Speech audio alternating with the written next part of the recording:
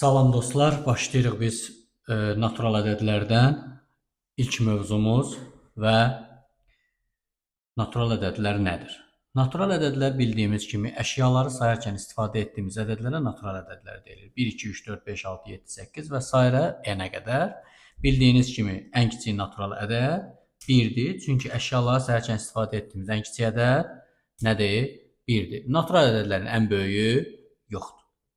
Natural ədədlər bölünür 2 yerə, tək ədədlər və cüt ədədlər. Tək ədədlər 1, 3, 5, 7, 9, 11 və s. Cüt ədədlər 2, 4, 6, 8 və s. Tək ədədlərin düsturu 2n çıx 1-dir. Tək ədədlərin düsturu 2n çıx 1. Cüt ədədlərin düsturu nədir? 2n-dir. Ruskanın başını yoxum. 2n.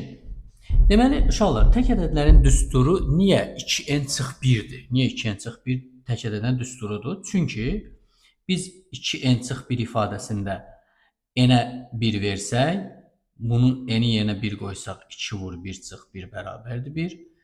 N-ə 2 versək 2 vur 2 çıx 1 bərabərdir 3. N-ə 3 versək 2 vur 3 çıx 1 bərabərdir 5 və s. Bildiyiniz, gördüyünüz kimi ancaq tək ədədlər alınır. Fikir verin. Eyni zamanda da niyə 2n-dir cüt ədədlər? Çünki n-ə qiymətlər verdikcə n-ə 1 versək 2 vur 1 2 olar. N-ə 2 versək 2 vur 2 4 olar. N-ə 3 versək 2 vur 3 neçə olar? 6 olar və s. və ilə. Bu belə. Və rəqəm anlayışı. Bildiyiniz kimi ədəd və rəqəm bunlar fərqli anlayışlardır. Çox vaxt şagirdlər qarışdırırlar. Məsələn 15-ə rəqəm deyilir. 15 rəqəm deyil. 15 2 rəqəmli ədəddir. Rəqəm 0-dan 9-a qədər. 0 rəqəmdir, amma natural ədəd deyil. Neçə dənə rəqəmimiz var? 10 dənə rəqəmimiz var. 10 dənə rəqəmimiz var və ona görə bizim say sisteminə nə deyirlər? Onluq say sistemi. Və bir neçə dənə maraqlı misallara baxacağıq indi sizinlə. Deməli, ilk misalımız nədir? 3 ardıcıl tək ədədin cəmi 57 olarsa, bu ədədləri tapın. Gəlin, həmin ardıcıl tək ədədləri birincisinə x deyək. İkincisi, x plus 2 olacaq. Niyə? Çünki ardıcıl tək ədədlər, bura diqqətlə baxsaq, hər növbəti əvvəlkindən 2 vahid fərqlənir. Hər növbəti əvvəlkindən 2 vahid fərqlənir, hər növbəti əvvəlkindən 2 vahid fərqlənir və üçüncü ədəd olacaq x üstəgəl 2 üstəgəl 2, yəni x üstəgəl 4. Və bunların cəmi nə verilir bizə? 57 verilir. Götürək bunları toplayaq. Toplasaq 3x üstəgəl 2 və 4 toplayanda 6 bərabərdir 57. 3x bərabərdir 51. X bərabərdir 17. Deməli, biz birinci ədədi neçə aldıq uşaqlar? 17 aldıq. Bəli. İkinci ədəd neçə aldıq? 17 üstəgəl 2, 19 aldıq. Və nəhayət üçüncü ədədi 19 üstəgəl 2, 21. Burada sual fərqli ola bilər. Məsələn, bunların ən böyüyünü tapın, bu ədədləri tapın, ortadakı ədədi tapın, kiçiyini tapın və s. Bu artıq sualın qoyuluşundan asılı olaraq nə olur? Dəyişir. Belə bir sual, çox maraqlı bir sual. Deyir, 2n çıx 3-dən sonra və əvvəl gələn ilk ədədləri 2n çıx 3-dən sonra və əvvəl gələn ilk ədədləri yazın. Fikir verin. Demir tək ədəd, demir cüt ədəd, ilk ədəd hansıdır? 2n çıx 3-dən sonra gələn 2n çıx 3-dən sonra gələn ədəd necə tapırıq? Üzərinə 1 əlavə edirik. Bərabərdir 2n çıx 2 mənfi 3 üstəgəl 1. Sonra gələn oldu. Bəs əvvəl gələn necə olacaq? 2n çıx 3-dən 1 çıxacaq. Olacaq 2n çıx 3 çıx 1, 2n çıx 4. Bu da maraqlı bir məsələdir. Və keçirik növbəti məsələmizə.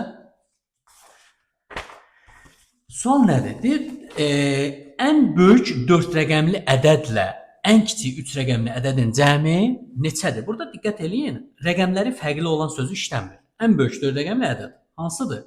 Ən böyük 4 rəqəmli ədəd 9999. Ən kiçik 3 rəqəmli ədəd bəs neçədir? 100. Bundan kiçiyi yoxdur və bunların nəyin tapın soruşur? Cəmini tapın. 9901 yadda 10, yəni 10099. Növbəti sual. Rəqəmlərin müxtəlif olan ən böyük 4 rəqəmli ədədlə rəqəmlərin müxtəlif olan ən kiçik 3 rəqəmli ədədin cəmini tapın. Artıq burada diqqət eləsəz, rəqəmlərin müxtəlifliyindən söhbət gedir. Yəni rəqəmləri nə olmalıdır? Müxtəlif olmalıdır. Rəqəmlər müxtəlif olan ən böyük 4 rəqəmli ədədimiz neçədir? Gəlin baxaq. İlk rəqəm 9 seçəcəyik. Ondan sonraki rəqəm 8 seçəcəyik. Çünki rəqəmlər müxtəlifdir. 7 və 6. Rəqəmləri müxtəlif olan ən kiçik 3 rəqəmlərdir. Rəqəmləri müxtəlif olan ən kiçik 3 rəqəmlərdir. Birinci rəqəmi təbii ki, nəyə götürəcəyik? 1. 0 götürə bilmərik. Amma ikinci rəqəmi artıq 0 götürə bilirik və üçüncü rəqəmdə 2. Bunların cəmini tapın, artıq bunu özünüz hesablayarsınız. Rəqəmlər cəmi 12 olan ən böyük 3 rəqəmli ədədlə ən kiçik 3 rəqəmli ədədin cəmi neçədir? Bu çox maraqlı sualdır. Bu sualda biraz baş sındıracağıq. Deməli, rəqəmlərin cəmi 12 olan ən böyük 3 rəqəmli ədəd. Uşaqlar, 3 rəqəmli ədəddən söhbət gedir. Və ən böyük olmalıdır, ən böyük. Rəqəmlərin cəmində neçə olmalıdır? 12. Təbii ki, birinci rəqəm biz ən böyük sözü işlənirsə, götürə biliriksə, ilk rəqəmi 9 götürürük. 9 götürdük. İkinci rəqəmi 8 götürə bilmirik, çünki cəmi artıq 17 olur.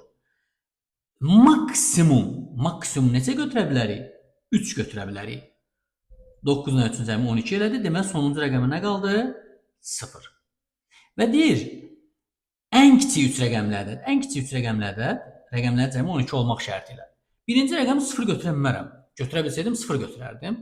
Götürə bilmirəm. Birinci rəqəm nə götürürəm? 1 götürürəm. İkinci rəqəm minimum nə götürə bilərəm? Minimum nə götürə bilərəm? Məsələn, 0 götürə bilərəmmi? Yox. Çünki ikinci rəqəmi 0 götürürüm, üçüncü rəqəmi 11 götürürüm. 11 rəqəm deyil. 2 götürə bilərəmmi? Daha sonra 1 götürə bilərəmmi? Yox. 1 ilə 1-in cəmi.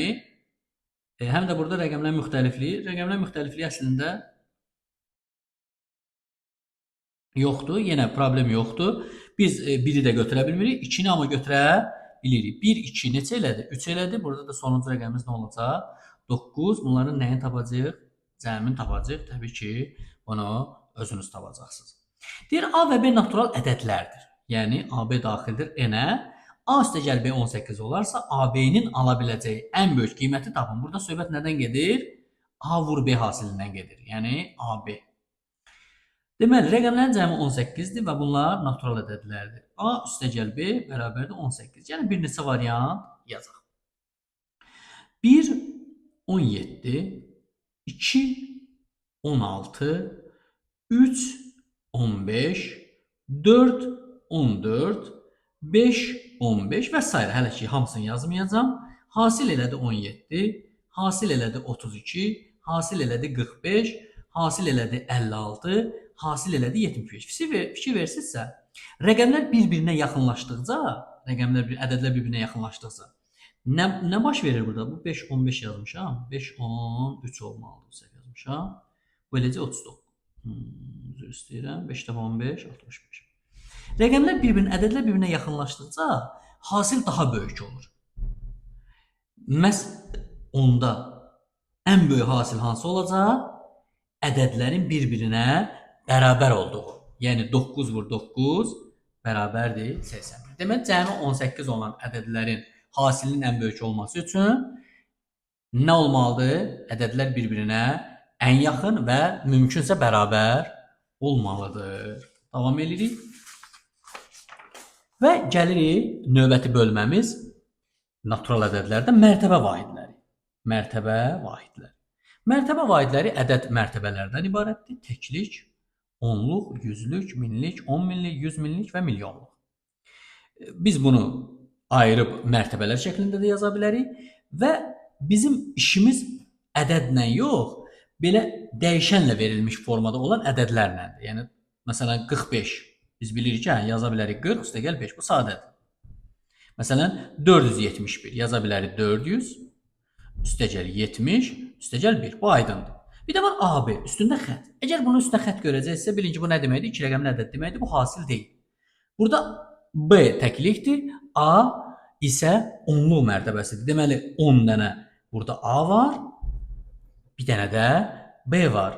100A üstəgəl 10B, üstəgəl C və eyni zamanda ABCD-ni də burada ayırmışam. 1000A üstəgəl 100B, üstəgəl 10C, üstəgəl D. Və bununla bağlı çox maraqlı bir dənə misal var. Gəlin bu misala baxaq birlikdə.